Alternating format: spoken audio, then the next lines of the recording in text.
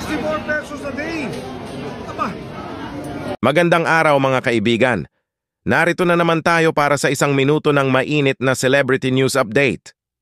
Sa isang nakakaaliw na post, ibinahagi ni Kiko Pangilinan ang isang video sa kanyang TikTok account na nagtatanong kung gaano kaliit dapat ang kaldero ng mga mamamayang Pilipino sa 64 pesos na budget umano sa isang kainan lang.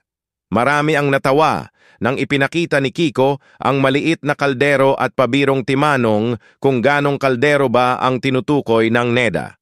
Bago nyo panoorin ang kabuuan ng video, ay huwag kalimutang mag-like, comment, share at subscribe para sa iba pang kaganapan. 64 pesos a day.